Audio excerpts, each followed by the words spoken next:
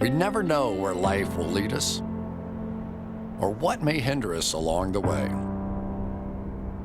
But while every day can feel like one big question mark, it doesn't have to. With the right insights, strategies, and solutions from Western and Southern Financial Group, together we can look ahead to leave the unknown behind.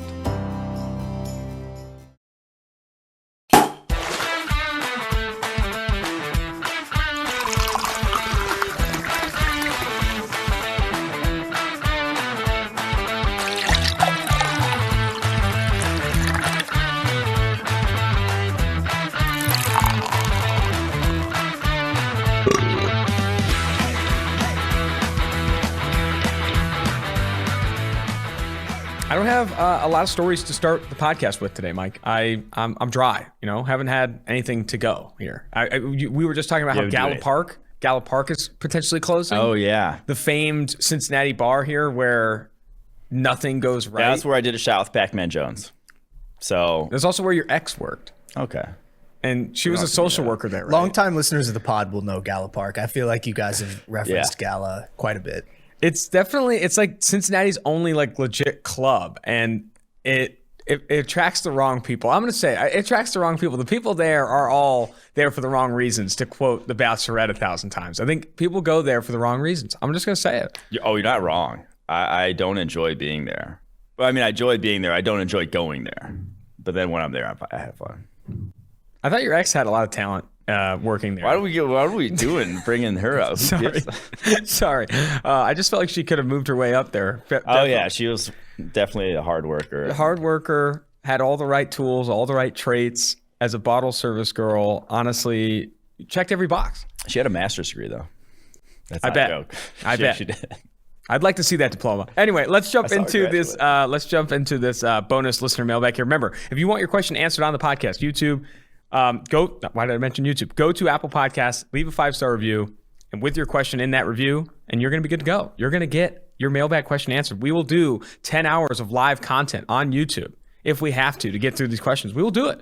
All right, Hopefully we don't have to. Hopefully we don't have to. No. First question's So if your question sucks, don't come with the bad questions. All I got to say right there. That's fair. Vet your questions. Don't be a piece of shit. Vet your questions. All right, this is from Schoolboy Pooh. I like that name. Penn State is linebacker U. Go through each position and list which college produced the most talent at each position. Go as in-depth as you like, something like IOLU. So, Pooh, by the way, do you know that was Derrick Rose's nickname in high school? Not a lot of people know that. Yeah, Pooh. With an H or no H? That matters. With an H. Okay. But just like being nicknamed Pooh sounds like a pretty rough nickname. I don't know. If you're sick, you can own it, man. And Derrick Rose, I mean, it sucks that the injuries have kind of derailed his NBA career. Not derailed it, but he's never going to be, what he was going to be. Yeah. Okay, let's get to a little basketball tangent. I went to he was a year ahead of me in Illinois high school basketball. Watching him play was insane. I was like, this guy does not play the same sport that I'm playing. But all right, QB, I got a U for every position. Love it. Group here. QBU right now, and this is more recent U's. I like recent U's. I'm not going to go deep into the annals. Last 8 to 10 years, the U for each one of those. Quarterback U, it's hard to go against Oklahoma right now. You got Baker, Kyler, Jalen Hurts. You got 3 starters in the NFL. You got a 10th of the starters in the NFL. You have, obviously, Sam Bradford was semi-recent, number 1 overall pick.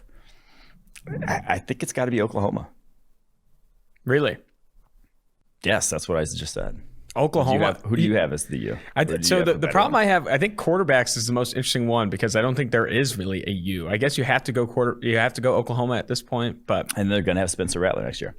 So running backs, this one's hard to go against Alabama. You got Derrick Henry, Josh Jacobs, now Najee Harris, Damian Harris, Kenyon Drake, TJ Yeldon still kicking, Mark Ingram still kicking. It's a lot of fucking running back talent coming from one. Alabama is going to be running back U probably for the rest of our lives. I mean, they recruit so much talent at running back. You don't have them as linebacker though. They've also recruited a ton of talent at linebacker. No, we'll get to linebacker later. It's going to be an interesting one. I got a little off the wall. Who's the worst Alabama running back to come out and be drafted? Obviously, who do you think the worst Alabama running back to come out and get drafted? TJ Yeldon, probably had the flamiest career, flamed out-ish, bustiest. I don't like either of those Adams-esque adjectives. Flamiest and bustiest, I still hate. Top of the second round. Just never really did anything for the Jaguars. They tried to replace him like immediately then with Leonard Fournette. So that's probably the one. Got to give a shout out though to Memphis, who's been killing the game of late. Antonio Gibson, Darrell Henderson, Tony Pollard, and Kenny Gainwell. So they're putting themselves firmly in the mix in that one. Wide receiver U, this one was tough. A lot of good wide receiver U's. I settled on LSU just because Alabama had too many U's already. Like Alabama has too many positions they're too damn good at. But fair. LSU, you got Odell, you got Jarvis Landry, DJ Chark, Justin Jefferson. Now you're about to have Jamar Chase and Terrace Marshall. It's a lot of talent at the wide receiver position. Obviously, Alabama has like Calvin Ridley, Julio Jones, Amari Cooper, Jerry Jeudy. You're about to have Devontae Smith. You're about to have Jalen Waddle as well.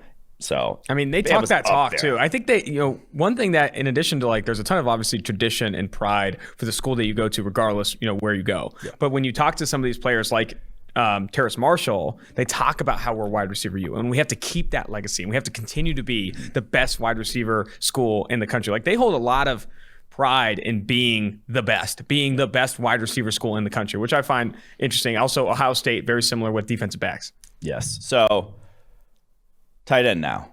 I think it's got to be Iowa, as much as it pains me to say, as Notre Dame is a famed tight end U in their own right. The U, Miami, yes, famed tight end U, but they've fallen off in recent years. Absolutely, yeah. Since Jimmy Graham, they got Chris Herndon in the league. Like the guys in Njoku, they've been bustiest. Flamiest, at least. Who was the Miami, Florida tight end that the Raiders drafted? I think that's where it really started to fall off. What was his name? Do you remember who it was? It was the guy that everyone loved coming out of Miami. I'll look up the name, but I agree that they had Greg Olsen. They had Jimmy Graham. Franks. You had Jimmy Graham. They had that stretch there for about a decade. There was one. They also had running back Noshawn Marino. They had a lot. Jeremy Shockey too. Oh, Jeremy Shockey as well. Like they had. Miami was churning out talent in the 90s, but then early kind of have fallen off now. But Iowa, you got T.J. Hawkinson, Noah Fant, George Kittle. It's a pretty tough trifecta to beat there with three of the probably top 12, 15 tight ends in the NFL right now. Mm-hmm. That's tough. Like I said, Notre Dame has some talent at the position. Eifert, Kyle Rudolph, about to be Tommy Tremble. But sadly, Iowa takes the cake here. But offensive line, wait 1 second. It was Gerald Everett. Or no, not Gerald Everett. Clive Wolford. Clive Wolford was the Miami, Florida. He just didn't pan out. Offensive line, though. Here we go. Notre Dame. It's got to be. It has to be. Has to be. You got just in blue chip talent. Others have produced more breadth of talent. But you got Ronnie Stanley, Quentin Nelson, Zach Martin, all in the mix for the top players of their respective positions. I don't even think it's a hot take to say that Quentin Nelson and Zach Martin are the best guards in the NFL. 1, 2. And then you have Mike McGlinchey, Nick Martin, some other guys, Alex Bars. I mean, you could build a legit all-pro offensive line with Notre Dame. Yes, that's exactly. That's wild. So Notre Dame offensive line, shout-outs to Iowa, Alabama, both produced a butt-ton of talent. Not quite like Notre Dame, though. Butt-ton. Butt-ton. Defensive interior, defensive tackles. This one's got to be Alabama. They churn. It's another position where just every year they got another guy. This year they're going to have the top guy in the class, Christian Barmore. You got Quentin Williams, Jonathan Allen, Deron Payne, Dalvin Tomlinson, Sean Hand, Ashawn Robinson. Like, man, that's why they're Alabama. Running backs and defense tackles. That's why Alabama's Alabama. Jim Nagy also tweeted yesterday, who directs the Senior Bowl. He said the NFL is a lot higher on Christian Barmore than the media is, and I was ready to say, hey, wait a second. PFF's been on the Barmore hype train since day one, so I'm excited. Player in the class. I definitely think that we had conversations about where Christian Barmore is going to go in the 2021 NFL draft, and we said Cleveland at the back end. I thought Tampa Bay might make sense. I thought Minnesota before they signed a guy, Dalvin Tomlinson, but I mean, whoever gets him in that 17 to 32 range, I do think Tennessee. They're getting a really good player. Tennessee is another great one as well with Jeffrey Simmons. Ooh, buddy. Gotta give a shout out to Mississippi State. We talked about in the last pod. DTU. They got 3 blue chip guys, but no one really else. Edge defender, hard to go against Ohio State. Yeah. The Bosas, Chase Young, and then add in Sam Hubbard, Tyquan Lewis.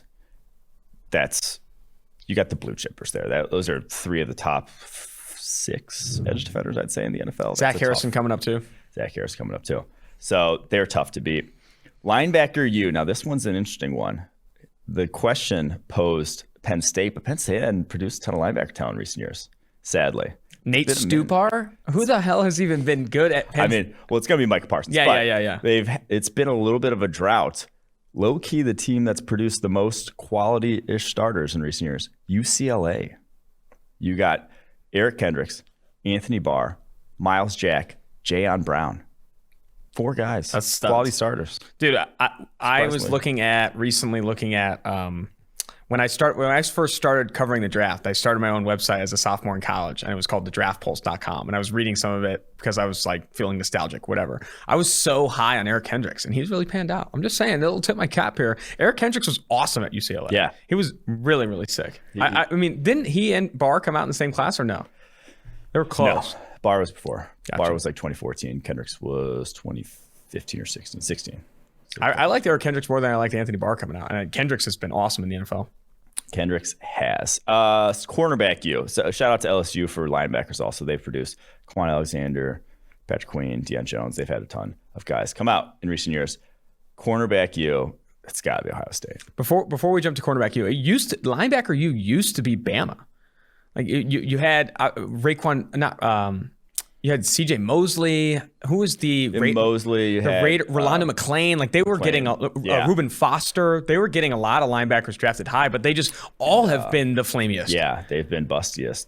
The other one who's kicked around to like the Bills, to the Chiefs, to the Reggie Ragland. Reggie Ragland was another guy that people loved, and he just has not been the guy. And now you got Dylan Moses, who former 5-star, all this stuff, but probably isn't going to get drafted too high. Can Alabama not develop linebackers?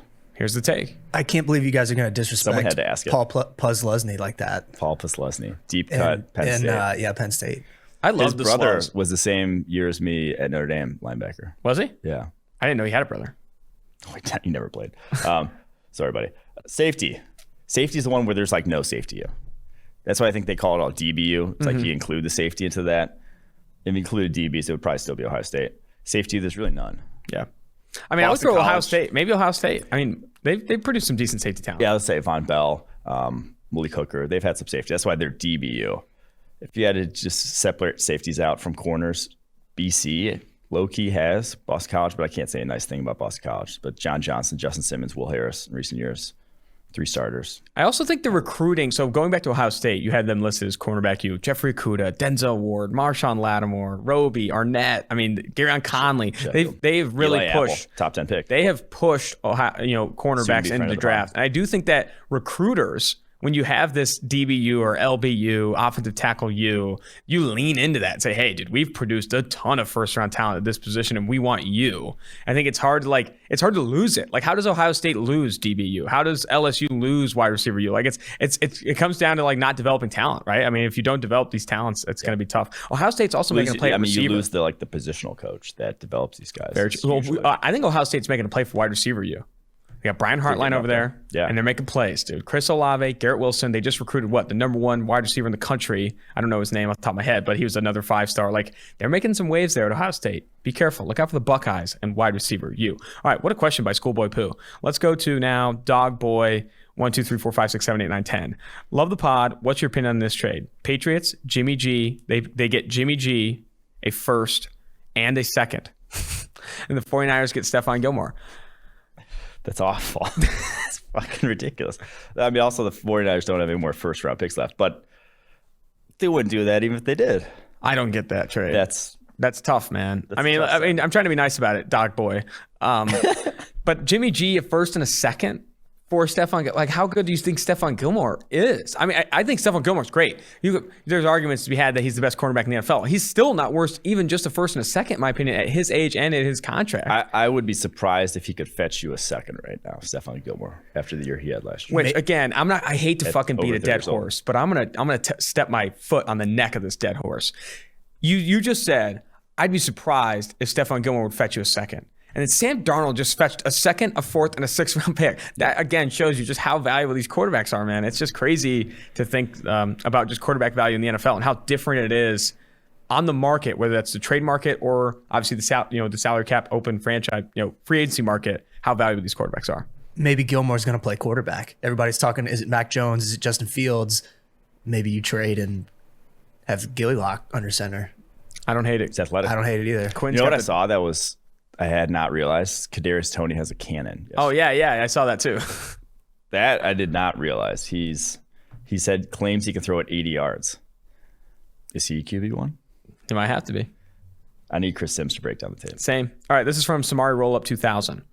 I like that name. I don't know why. With Drew Brees retiring, I watched the game where him and Eli Manning were dueling it out at one point. Brees was 29 for 36, and Eli was 29 for 38, but Eli had a higher QBR. How is that possible? I love what the Bengals are doing in free. This guy's questions all over the fucking map. It really is. And I love what the Bengals are doing in free agency with Awuzie and Hilton. I think they're going to go heavy on the offensive line and defensive line in the draft. They hit on at least one. What do you guys think? So what's your take on QBR? He started so hot with the Samari roll-up, and then this. If he means PFF grade, I really can't speak to how QBR is calculated, but it's a lot to do with air yards and I don't know what else, but it factors in air yards heavily. Now, PFF grade is more stable than QBR. Is purely based off of watching the tape and seeing how good the throws were, and then giving it a grade. And it's more stable. It's more stable year over year than QBR, passer rating, and all those other metrics. Because QBR is still dependent on like if the receiver catches the ball. If the receiver drops the ball, QBR takes a hit. QBR takes a hit. If the receiver catches the ball or drops the ball, and the PFF system doesn't matter. So that can explain if you're asking. What's your take on Bengals going heavy offensive line and defensive line in the draft? They have to go heavy offense, just like period. Yes. Be criminal malpractice to spend as much money as they have the last 2 years on the defense side of the ball. Every single free agent, big money free agent, defense side of the ball. And then just be like, oh, you know what? Our defense still sucks. And the defense still suck.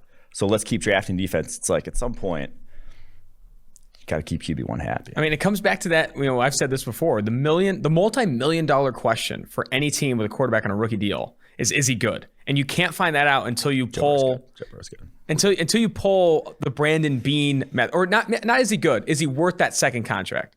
And you have to pull the Brandon Beane method. You have to dump every resource you've got into the offensive side of the ball. Put Joe Burrow in a situation where you can properly evaluate him. There are no excuses. Wide receiver talent, offensive line talent, coaching staff, all that stuff has to be there. And then you can say, hey, Joe Burrow, with an not ideal, but close to ideal situation, did this for us. That's what the Browns saw with Baker Mayfield and Stefanski and the offense they put together. That's what the Bills saw in Josh Allen. That's what the Ravens saw with Lamar Jackson in his MVP year. You saw it. You saw, okay, when we put everything together right, this is what he can be. And I think that's what the Bengals need to do. The Giants are trying to do that. The Jets failed at doing that. But also, here's another take that I think Mike Quinn's going to love. When you draft defensive players, they're far more scheme-based, or signed defensive players. They're far more, they fit into X scheme, and that's what they're trying to do, is get the guys for Lou Anarumo's scheme. Well, shit, Lou Anarumo might not be there that long, whereas offensive lineman, if you draft an offensive lineman, it doesn't fucking matter what scheme he goes to, 95% of the time. If that guy can pass protect, he could pass protect whether he's playing for the Los Angeles Rams, whether he's playing for Cincinnati Bengals, or whether he's playing for the New England Patriots. So when you address those positions that are stable throughout coaching staffs, gives you a better chance of when a new coaching staff comes in. That's a very good take as well. I like that. All right, this is from CS326.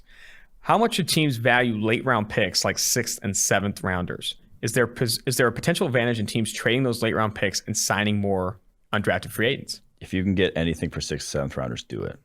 The picks are shit. Yeah, they're UDFAs. They have about the exact same value as whatever you can sign after the draft. I do think, though, so I like that answer. I will say, oftentimes when you are trading 6th and 7th round picks for players, veterans, you're often taking on either good players on not ideal contracts or just kind of crappy players that are on rookie contracts. Or it's also like package those into other trades if people are willing to treat those as valuable. Yeah. You know? Like with that makes sense.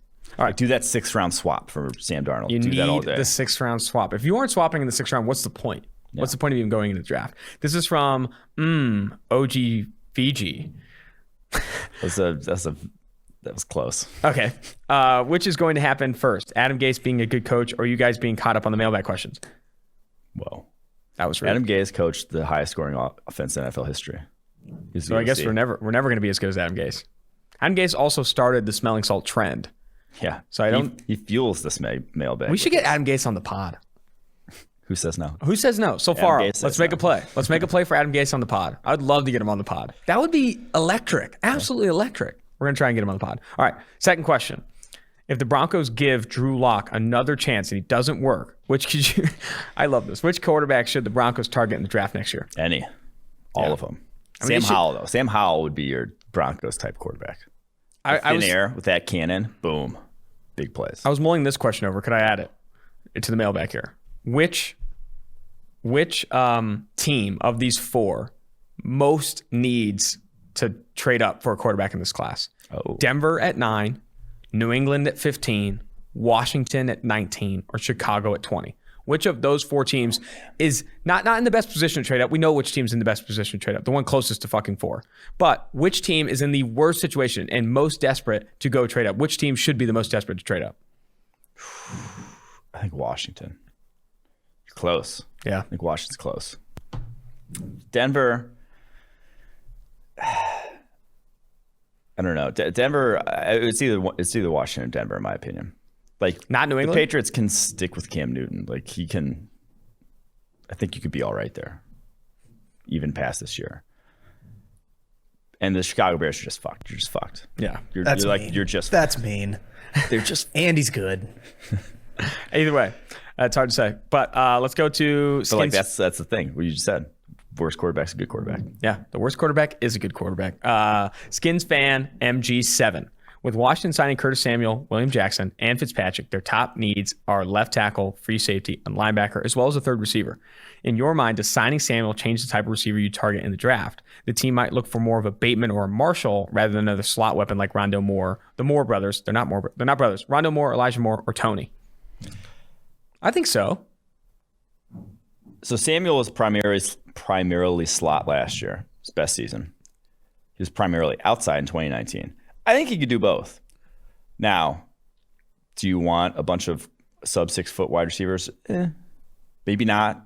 Like maybe not necessarily. You want some guys who can go up and get it if need be. But I don't think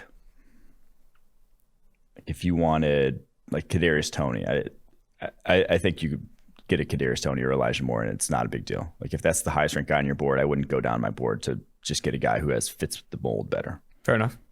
Second question from Skins fan MG7. Also, what are your opinions on biting the bullet this year to get Lance with Fitzpatrick as the clear bridge quarterback in place? Waiting until 2022 likely presents the same issues with draft position, and the team is getting closer and closer to being a playoff caliber roster. I think you just said it. They're the most desperate to move up. If I was in their shoes, I would want that guy as soon as possible.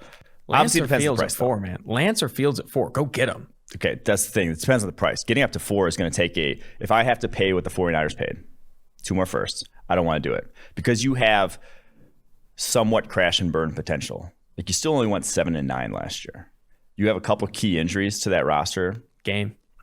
You could go 5 and 11. They're a very good young roster. You have very good young talent, but you're also like couple injuries, and Fitzpatrick ages, doesn't play, like has the roller coaster Fitzpatrick experience. All of a sudden you're drafted fairly highly and you gave up that first round pick, and that's something you really don't want to do. So it depends on the price, but if the price is right, like one of those guys falls, like if Justin Fields is legitimately falling to the 15, like people are saying, oh, he might fall to the Patriots, I can go up and make that move then. All right, sad Steelers fan Matt. Question. I know this is a long shot, but if Deshaun Watson sits out all of 2021, could the Steelers be in the mix for him in 2022? And how would that fit be? I'm not going to read the rest of this.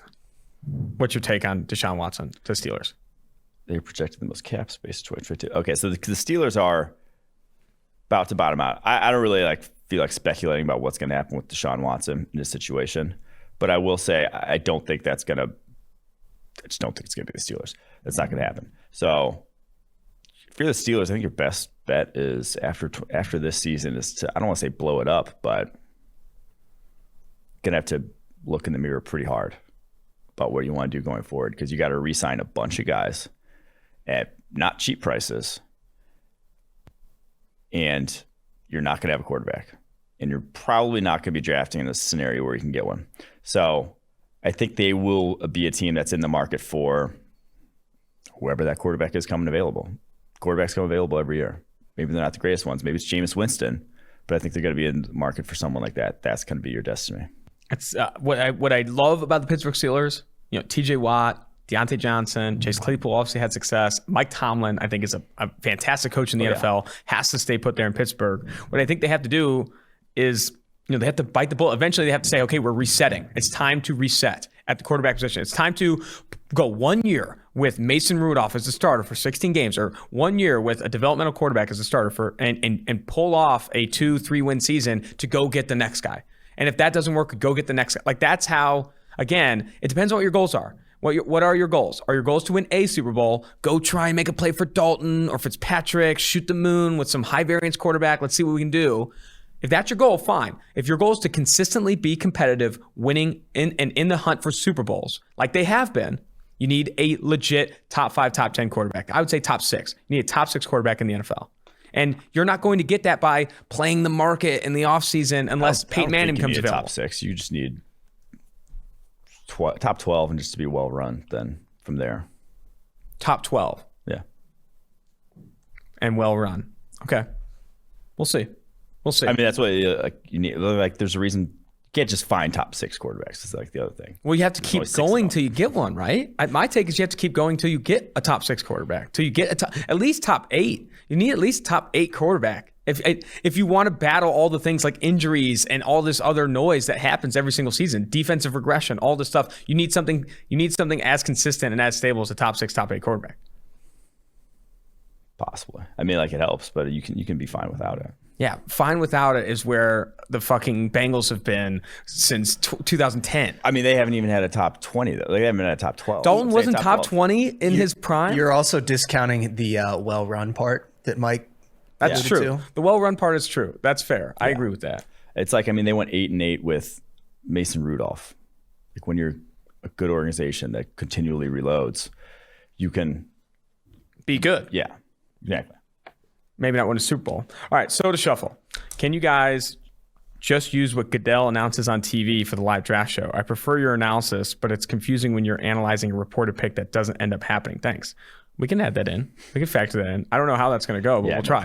Also, an interview idea would be someone from QB1 Beyond the Lights. Notable guys from the 3 seasons are Jake Fromm, Justin Fields, and Spencer Rattler.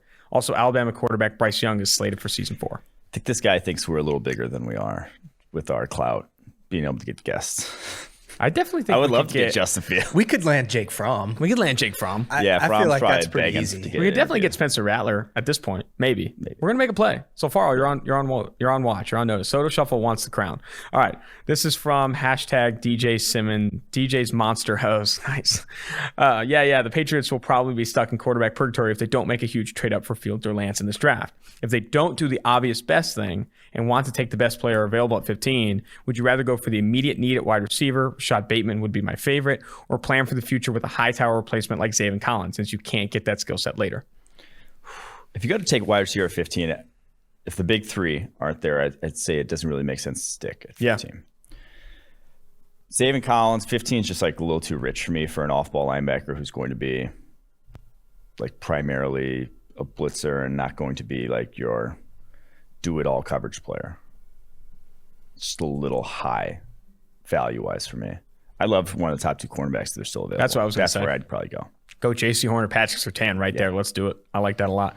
Second question from #DJ Simmons Hose or DJ's Monster Hose. I can't read that. Special teams have been a high priority for the Pats. Yeah, they have. That's why they've drafted special teamers in the first 3 rounds every year. Which players late in the draft have a lot of experience or exhibit traits that would make the future special teams studs?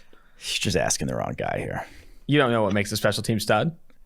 That, and maybe we need to get Nick Ballore back on and tell us what makes. Well, he had some good. When we had him on that podcast episode, he had some really good takes about special teams. It's more than just being like. Obviously, you have to fit a base layer of athletic ability, size, and all these things. But a lot of it is just like attention to detail and commitment to the craft. You know, if you prioritize it as your number one role and your number one goal, you can be a Nick Ballore, which you wouldn't call Nick Ballore an insane athlete by any means, but he is. Okay. Nick Ballore had a 4-second short shuttle. Did he really? Yes. Oh, wow. He had the fastest short shuttle by a linebacker at the combine in the past 15 years. Oh, that's fire. I didn't know that. Yeah. I didn't mean to hate on Ballore like that. Was it at Pro Day or Combine? It was at the Combine. Wow, dude, what a stud. That's insane. Yeah. All right. That's why he's. We got to get him back on the pod, maybe. That'd be a fun summer one. Yeah. We need to crack beers with Ballore in the pod. I'm going to see him next weekend. There you go. All right, Wild Dog 37. But so the also special teamers. That one, I'll just say that is a priority for teams in the late rounds. Teams value special teams ability. Two, I don't, because I'm trying to identify the guys that are going to be like good on the field football players. Sorry. Fair enough. We don't have kickers or punters in the guide either. Special teams don't generate clicks like high level offense or defense. It's clicks only. It's a clicks only type of plays here. Wild Dog 37. With Tom Brady seemingly defying all concepts of quarterback regression age, when do the Bucs start planning for the future at the position? Should they make a day 2 developmental selection in this draft for someone like Trasker Mills? Or should they continue to wait for future drafts where they could be in a position to draft a quarterback with a higher pedigree? Schrager just had Mills at 32 overall. Yeah, Pete Schrager of GMFB dropped a mock draft today, and he had Davis Mills of Stanford going number 32 to the Tampa Bay Buccaneers. I am, though, of the opinion.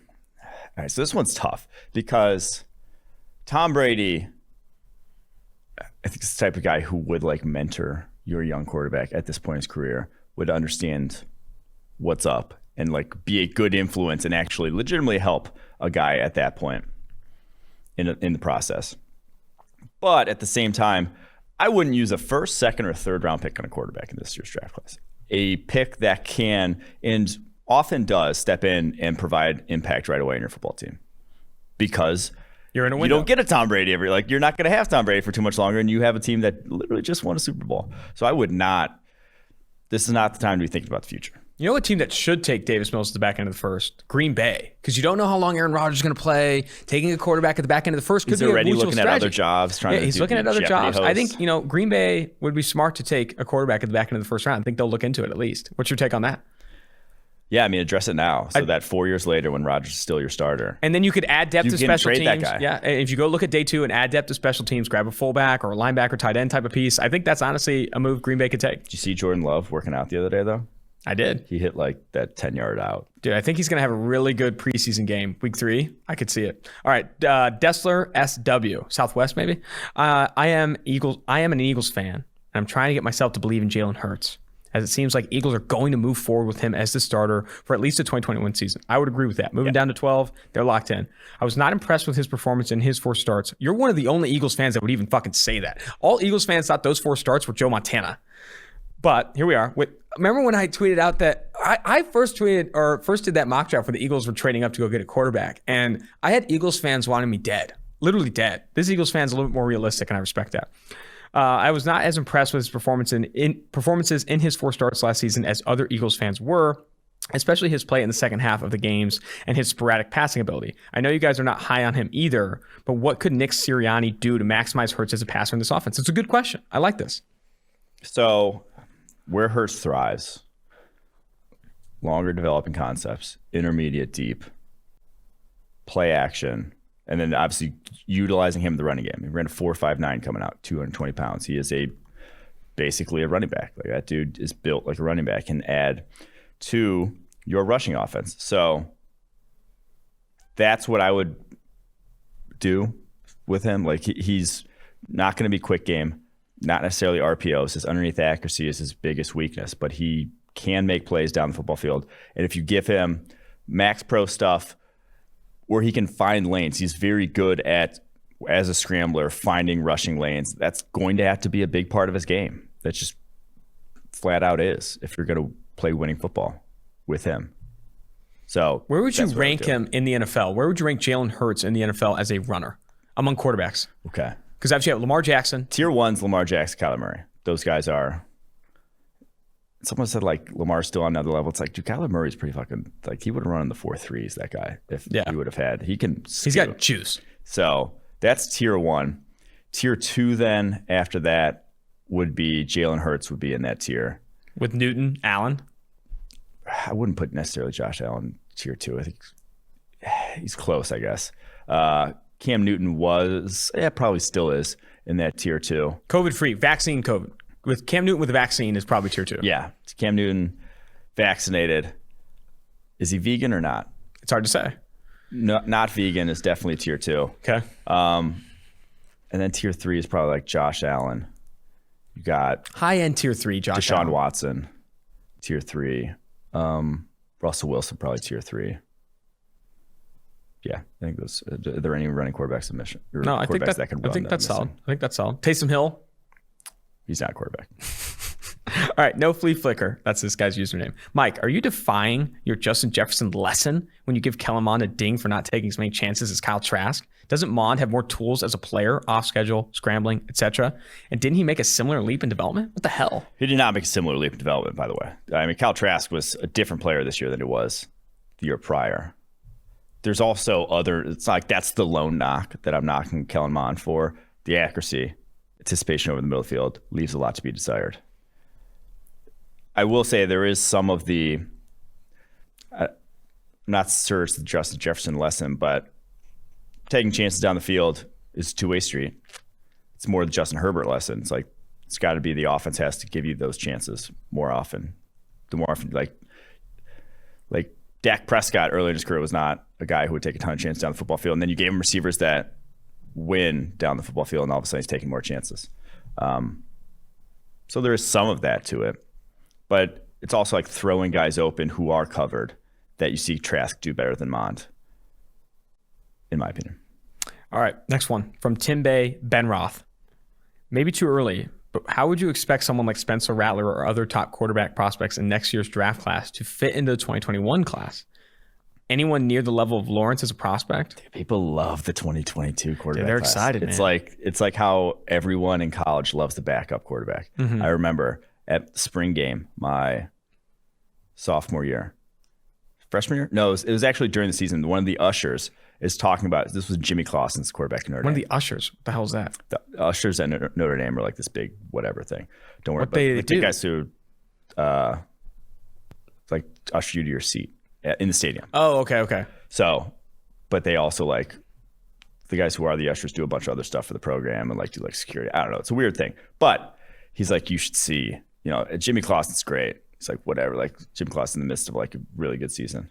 He's like, but you should see Dane Christ. It's like, this guy's going to be in practice. Like he would be the starter right now if Jimmy wasn't such a high recruit. Dane Christ came in and was one of the worst quarterbacks That's incredible. I've seen in Notre Dame history. But So, okay, comment on the 2022 class. Okay. Not Dane Chris, please. No one's on Lawrence's level.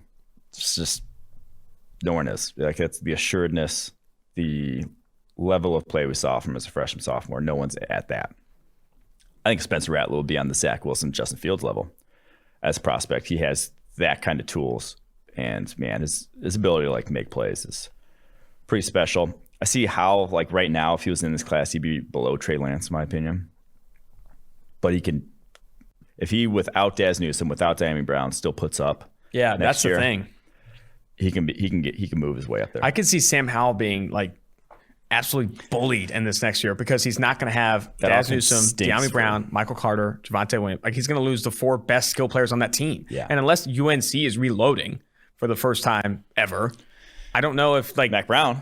I just don't know if Sam Howell's going to be able to put up numbers enough to be even in the consideration for, I don't know. It's going to be interesting. The problem is, one, it's like that offense is not good for quarterback evaluation. It's not So many vertical leads. Yeah, like you're not doing NFL-y things. It's college offense. All right, this is from your mama's side piece.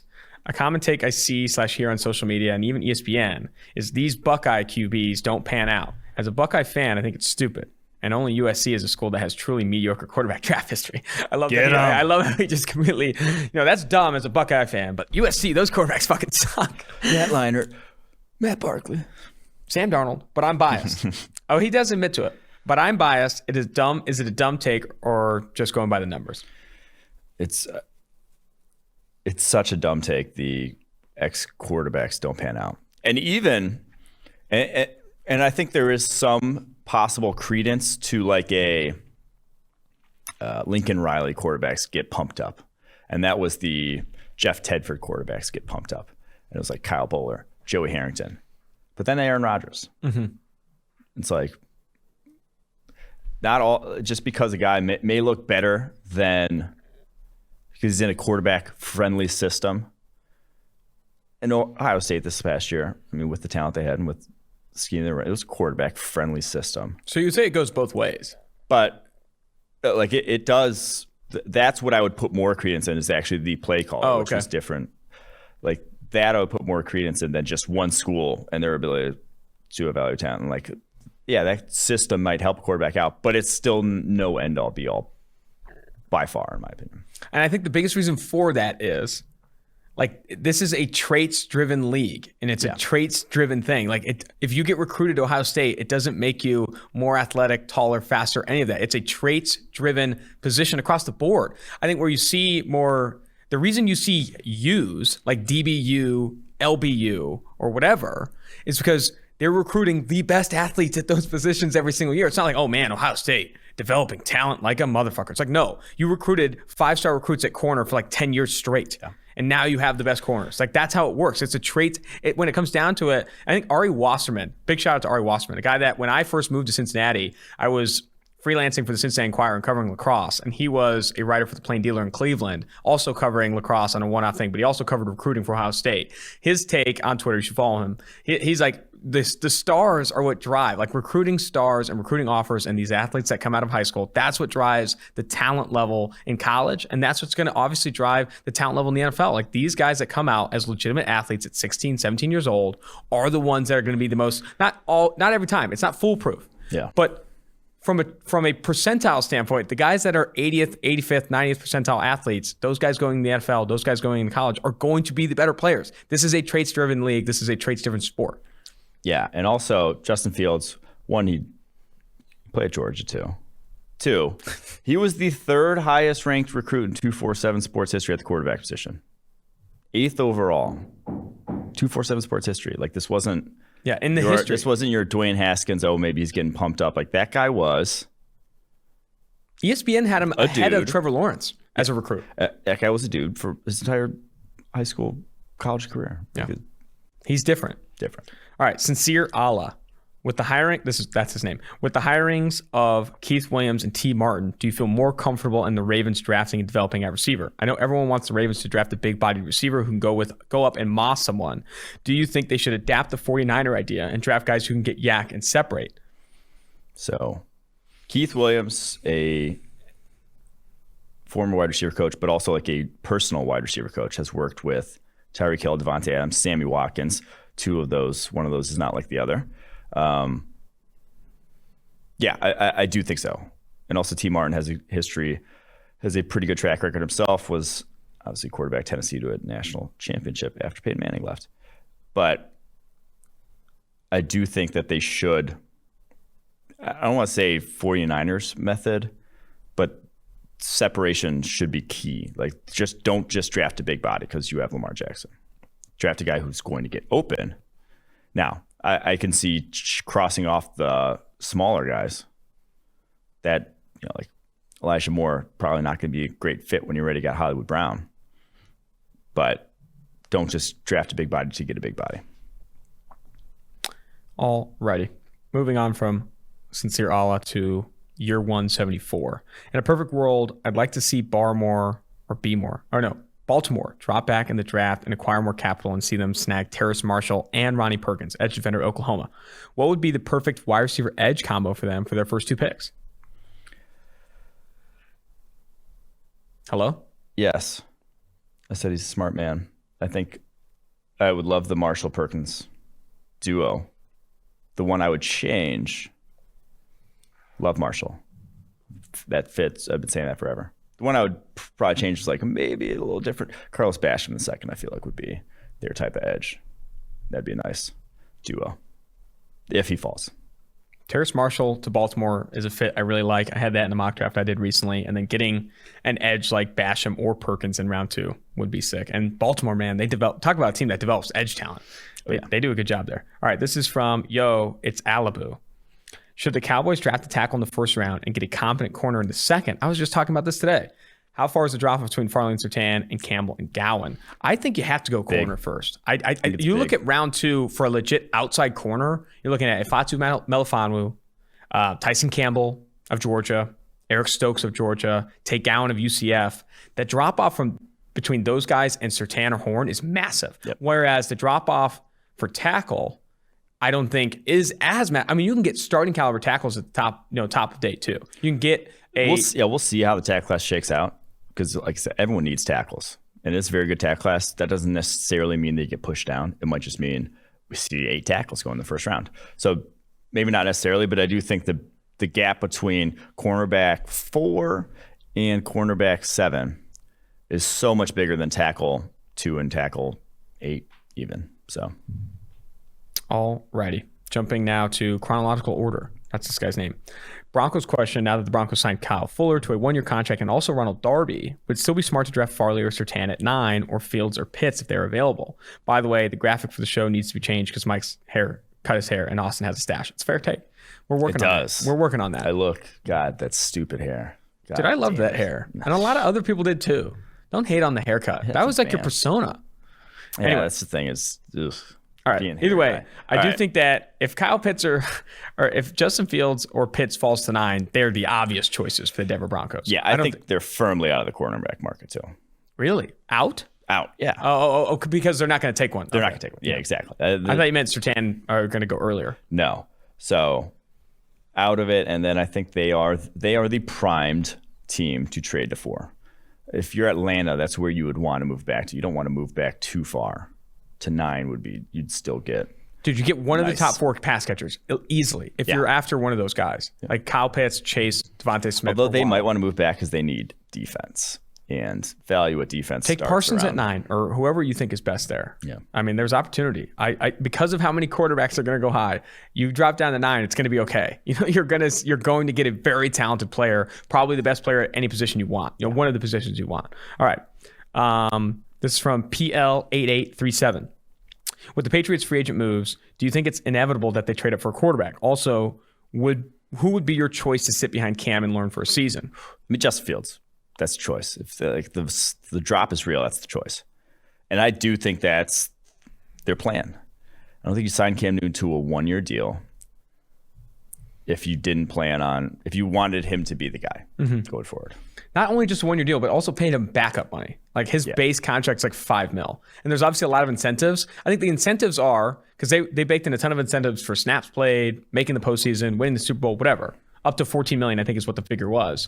But they did that for if they can't get a trade up. Like if on draft day they aren't able to get up to 4, or say the quarterback they want doesn't fall to the spot they can get up to, then they have Cam Newton and they're going to pay him a ton of more money than they would because he's going to play and start for them this year. However, if they can get up and get a Lance or a Fields and they feel comfortable starting him at any point this season, that's where they're going to go. Yes. All right. Jumping to Ubangalu. If these were to be the Steelers draft picks this year, how would you rate them on an FA scale? I've never even heard it pronounced. FA scale? I guess a normal grading scale? Just gradings. Okay. At 24, they take Jalen Phillips, edge Miami. 55, Walker Little, offensive tackle Stanford. Love the start. 87, Kenny Gainwell, running back Memphis. Not as hot. Not as hot. 128, Paris Ford, buddy. I got some numbers for you. That's a homer pick. That's a homer pick. He probably goes to Pitt. That guy's. He sees 4.8. He says, yes, sir. It's called steal. Then he's got Trey Smith, guard Tennessee. Anywhere in the hundreds for Trey Smith is a steal, in my opinion. KJ Stefferson, wide receiver Jackson State at 214. That's going to be everyone's guy who listens to this episode. No, this podcast. Everyone's going to be like, at the back end of the 6th, 7th round, I might take KJ Stefferson. I love it. All right, and then at 244, a guard or center. I don't know any this late. That's fair. Love that take as well. I think the first 2 picks are awesome. Jalen Phillips is one of my guys. Walker Little is another really, really talented player that if you can get him at 55, oh my God, let's go. I'll give it a B because you kind of 87, 128, Gainwell Ford. Ford are meh. Very meh, in my opinion. But you go back and you look at drafts. It's the 1 and the 2. That's how you get judged in the draft. It is not that's where the vast majority of stars come from. That's what you got to hit. We over glamorize, they got a 4th rounder that we kind of like. It's like, no, you got to hit on 1 and 2. And so 1 and 2 in this one, pretty damn good. I'd extend that out to top 100 players. Top 100 picks, I mean. Third? Top 100 picks, you got to hit on your top 100 picks. I really do think that if you're picking a player in the top 100, you have to try and hit on those guys. He has to be on the field. Yeah, I agree. All right. Let's go to Mark Full. Great pod. Chiefs question. Love the pod. My girlfriend is Notre Dame class of 2013. What's her number? Let's have her on. Let's have her on to share some college Mike stories. Some respect. That's on me. That's on me, Mark Full. Chiefs question. I feel like I'm taking crazy pills that no one is talking about. Wide receiver is biggest need. Clearly the second behind tackle for me. Let's say those are your positions for the first and second rounders. Give me your dream draft for wide receiver in the first and tackle in the second, and vice versa. I would say tackle is their biggest need. However, I do agree that wide receiver is not talked about enough for the Kansas City Chiefs. I've signed DeMarcus Robinson. They're good there. I don't know if that's true. All right, go give me the wide receiver 1 and then tackle in the 2 and then flip it for me. First, we need to hear who this guy's girlfriend is. Yeah. Notre Dame 13. I definitely don't know her. There's zero chance. I mean, Notre Dame's a big school. It's not that big. Also, you weren't allowed to like talk to women at Notre Dame, something like that? I wasn't allowed to, but I also didn't by choice. Wide receiver 1 was Rashad Bateman. Would be the ideal. Mm-hmm. And then if you go OT2, I'd go Jackson Carman. Nice. Cincinnati's faithful. And then if I'm flipping it, OT1, first round, Walker Little. Our boy. Wide receiver in second round, probably like Amon-Ra St. Brown. Which I don't love. I don't love it either. I just don't think the second round is going to be it's not going to be that sweet this year. Can't get it. In terms of outside receiver talent, it's going to be very difficult to go get a guy in round 2, round 3. Yeah. I think you're looking at slot gadget types. Yeah, that's the problem. There's premium talent in this class. You know who I like for wide receiver 2? Talent in this class, and then there's just like meh. If he falls, maybe it's a pipe dream. De'Ami Brown for the Chiefs. I think we said that about every team in the second round. Kill me. Just kill me. It's like Will Fuller. It was like Will Fuller in free agency. It's like, oh man, if they get that Will Fuller. Yeah, Will Fuller, if you add him to the Buccaneers. All right, this is from Jay Chizzy. Why do you guys give Rondale Moore's 2019 good tape heavier consideration than his 2020? Not as good tape, but don't do the same thing for Marvin Wilson. I feel like I'm missing something. He was hurt. Rondale Moore. Then Marvin Wilson, the problem was he only had a few good games in 2019. Like he got hurt, played a limited amount of snaps, and didn't play great down the stretch. And he came back and should be. It's a position that's not nearly as dependent on like the quarterback situation. Yeah. You know, you're going it's very binary wins and losses. Yeah, and that's why PFF's grades, specifically in the trenches, offensive line, defensive line, are some of the most stable grades. Comparing college to college years and also comparing NFL to NFL years. We're still working, I think pass rush grades, specifically for edge defenders, are very translatable from college to the NFL, but I still think level of competition and those types of things are limiting that. But if you control for competition, those things have stability, man, going from obviously college to the NFL. Mm-hmm. Because and I think the reason for that is, I think I'm looking at the camera now. I think it can get a little confusing for a lot of people when you talk about stability and statistical stability, because it's like, okay, what does that even mean? What makes a grade or something sticky? You're looking for situations where there is obvious wins and losses, obvious yes and no's. What is stable in baseball? Why baseball statistics are very stable is because the situations are very binary. It's there. There's not only so many options that can happen. And that's when you have these limited amount of options, it's going to create more stability. And I think that's why pass rush grades and those types of things, when you start to remove variables that cause ripple and noise, it becomes more stable. I think that person is in control of the outcome. Yes. Whereas that's other why situations you're not necessarily. PFF passing grade from a clean pocket. It's like you're removing a variable. You're removing pressure, which adds noise and which adds instability to the situation. He's in a clean pocket. He's got time to throw. How does he do? And now you're in a way more stable spot than you are with other things. All right. Senior irrelevant. Is Rondale Moore a juiced up Darren Sproles? I love it. Simple question. Is he? The funny thing is, Darren Sproles is actually bigger than Rondale Moore. Darren Sproles is 187 pounds. Rondale only 179. My comp was an actual skilled Noel Devine. If you'll remember Noel Devine, the OG high school highlight reel legend. I remember someone showing me his high school tape. I want to say sophomore year of high school. Be like, dude, you got to watch this. And I'm just like blown away. He's 5'5", Noel Devine's like 5'6", and just like no one tackled him. I don't even know who that is. You don't know who Noel Devine is? No. Oh my fuck! You didn't live, my friend. You might be too young. Yeah, because you're right. That was like early high school for 05, 06, something like that. 05, I was 9.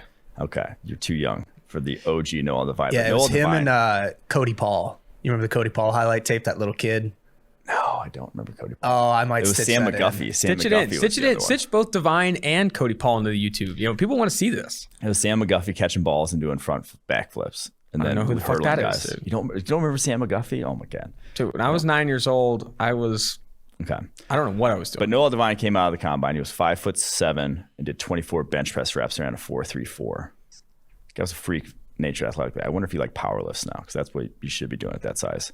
But Rondale, I could see a juiced up Darren Sproles. Darren Sproles a little more like shaky. Rondale more shaky than Rondale? Dude, Sproles was a monster. He was a monster. Rondale's a monster. Yeah. So that's kind of the weapon you're dealing with, though, is like he might have to be a runner / pass catcher, that sort of thing. Yep. All right. This is from Jay Bija 207. I think you just deleted a question. No, that was the Rondale question. No, it wasn't.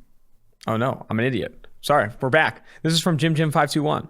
Which teams have the most glaring hole that they need to fill in the draft? I know teams shouldn't draft for need, but which teams have positioned themselves poorly enough that they have to address the position or be screwed? Also, how do measurables like height and weight move the needle for NFL teams? Is Rondale Moore no longer a first-round pick? Is Devontae Smith now firmly below Chase and Waddle for some teams, etc.?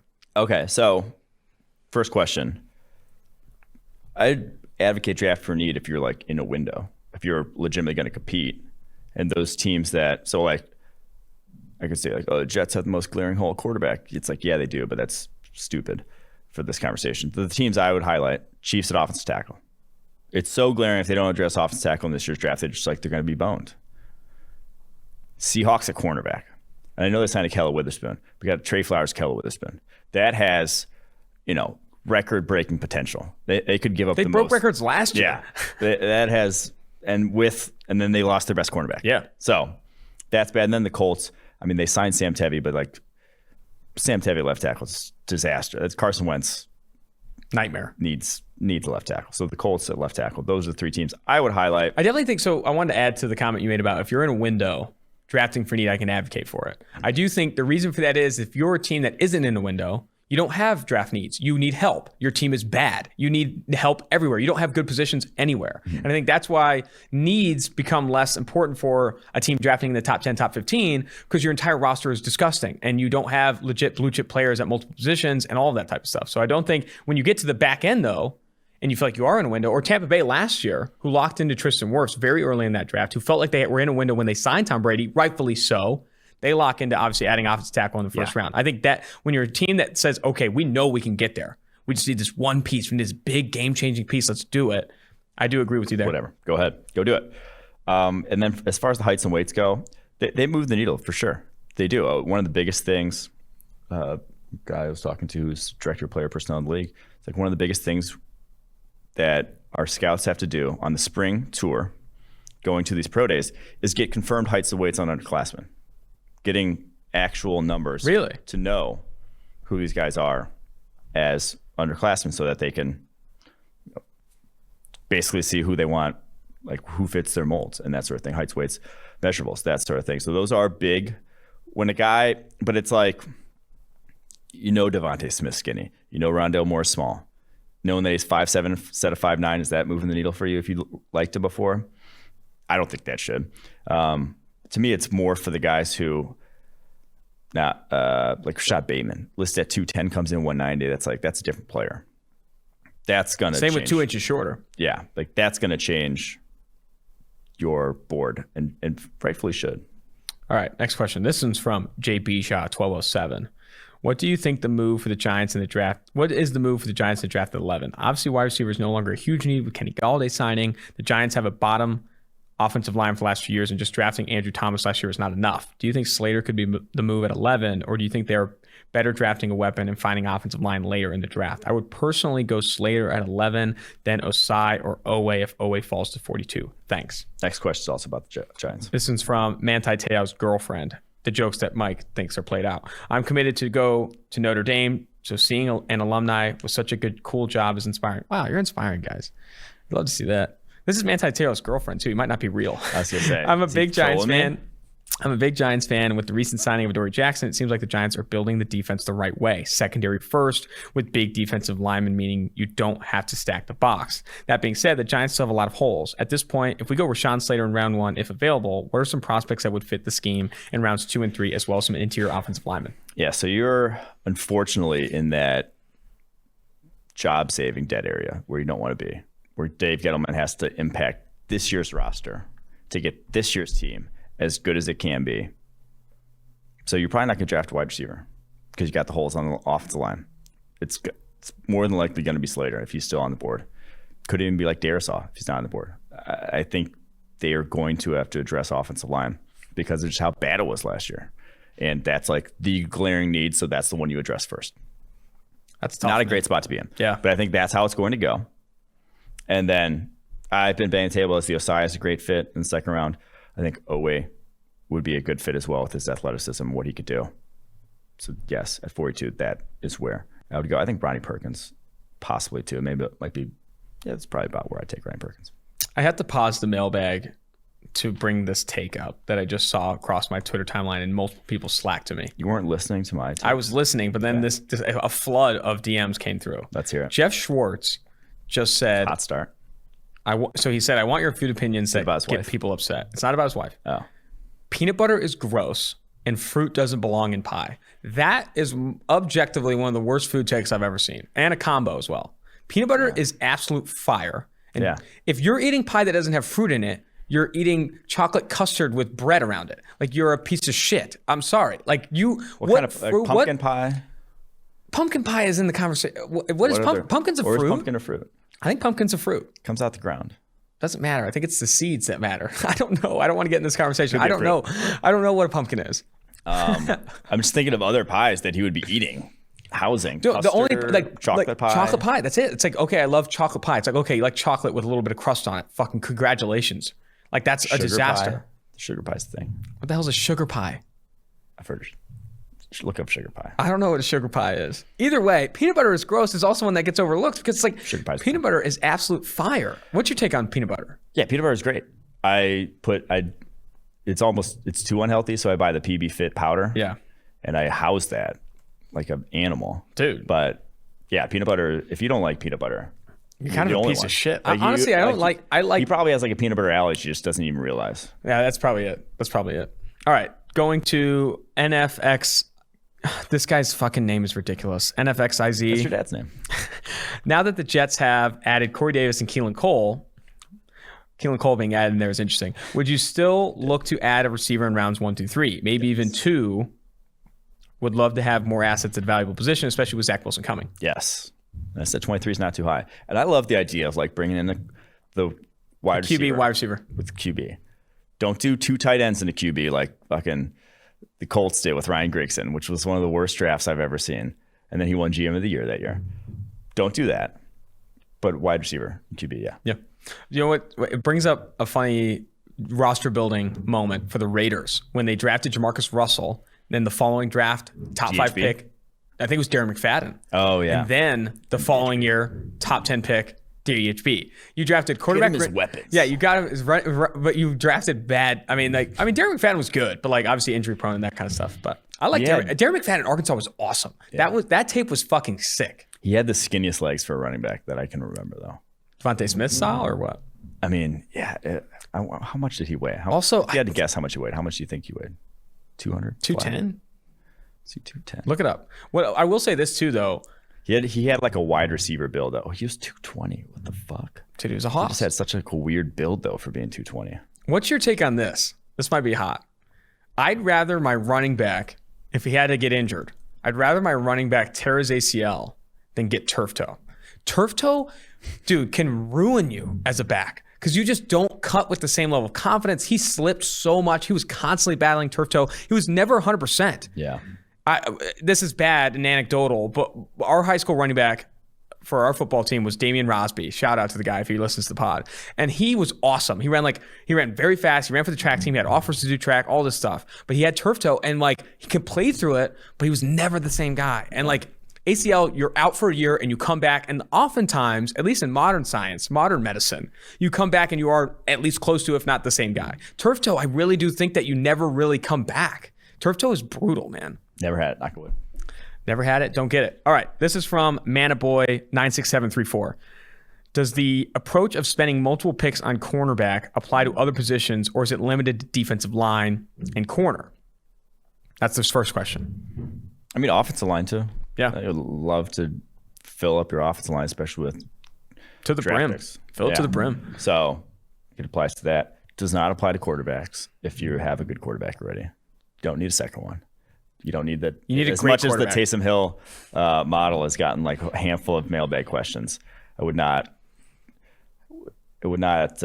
advocate for using multiple high picks on something like that. Second question for Manaboy. If the players that opted out to come into next year are more physically mature than the rest of the draftees, will there be a trend of players taking a year off to train? High school players are graduating early in December to go to college, and would the same idea apply to the next level? It did not turn out like that. No, it didn't. I don't think there was a discernible. Is someone getting attacked in here? I don't know. This is loud. The PFF offices have been under construction since I fucking got this job in April 2017 or May 2017. Okay, there's just in a constant state of construction. Chris Collinsworth is just shelling out cheddar to these guys to like duct tape walls and stuff and pound random rocks. I don't know. It looks pretty sick though. No, it's sick. It's sick. But I still don't know what they're working on. Yeah. What is she even doing back there? Wedding crashers. All right. Number 3. Would the Jets go and build front first and ride out the QB situation until 2023? DJ Uiagalelei, I love that. Drafting Sewell to be, in my opinion, a potential Zach Martin type at left guard next to Becton. This guy wants to move Sewell to guard, and he wants to wait on quarterback till DJ Uiagalelei. This guy's playing the long game. That's too long a game. You're just the amount of times you're in. Only 2 teams a year get to be in the top 32. Mm-hmm. One of them is going to be the Texans. Only one team a year gets to be. Detroit's going to be the other picks. one. You know, you're just not going to. And like, think about even this year. You thought you were the worst team in the NFL for the vast majority. You almost played your way out of it. Like, they almost got out of that. You know, almost got out of the sweepstakes there for the number 2 overall pick. Dude, here's a take. I almost read. So I was thinking about the Detroit Lions and them drafting, you know, potentially top 3, top 4 next year. Mm-hmm. Jared Goff is bad, but I think he's gotten underrated to the point at this. Like, he has gotten bullied to the point where I think people are underrating the fact that he could probably go out there and win 6 games next year. You know, 5 or 6 games. Yeah. The Detroit Lions would be better off. Quote graphic here. The Detroit Lions would be better off starting David Blau for 16 games next year than they would be, or 17 games, than they would be for Jared Goff. Because I do think that Goff's going to keep them competitive, more competitive than people are letting on, at least. I mean, that was the Jaguars' genius. Yes. They sat down Gardner Minshew. Exactly. When he was obviously the... I mean, they won week 1. The Jacksonville Jaguars won week 1 and were competitive in week 2. Yeah. Man, I'm interested to see where the Detroit Lions draft next year, because I think they're going to be that team we're talking about that, like, man, they got to kind of move up, but they can't because they're fucked. Whatever. All right. This is from, now, the 4th question from Manaboy. Now in that Tubbo land, the fuck? Now that Tubbo land is back? Tubbo-lard? Oh, Trent Brown? Brutal. No. That's Trent Brown. No. Yes. Yes, it is Trent Brown. Okay. Now that Tubbo-Lard is back in New England, I'm a jerk then. Who are some day 3 or UDFAs that can be projected replacement at right tackle for the Raiders in the future? Who are some? Can I fucking state that? Who are some day 3 or UDFAs that can be the potential replacement for the right tackle in the Raiders' future? I think he's making a joke about the Raiders drafting poorly. Oh, okay. Oh, I like that joke then. Okay, so who are they going to? I still think they're going to lock into Darasar Jenkins at 17. Yeah, I agree. I think they go draft again. All right, 2 more questions, Mike. Can we get 2 more questions in? Sure. All right, 2 more questions. This one's from GoHawks228. Who are some prospects you like that the Seahawks can take at 56 and later? I'm a Stanford fan too. Would rolling the dice on Walker Little or Paulson Adebo to address big holes at right tackle and outside corner make sense? I mean, yes, they would. I think Adebo, that's one of the few scheme fits. Or honestly, that's like the only scheme fit I really like for him in the NFL. He tested really well as pro day too. Walker Little, I think he's going higher than that. Mm-hmm. I'll just say I do think so. If he gets to 56, though, you sprint the card in. Yeah, I really like the Jack Carman fit for them. I've highlighted him a couple times, but like building that power O-line, like big ass offensive line.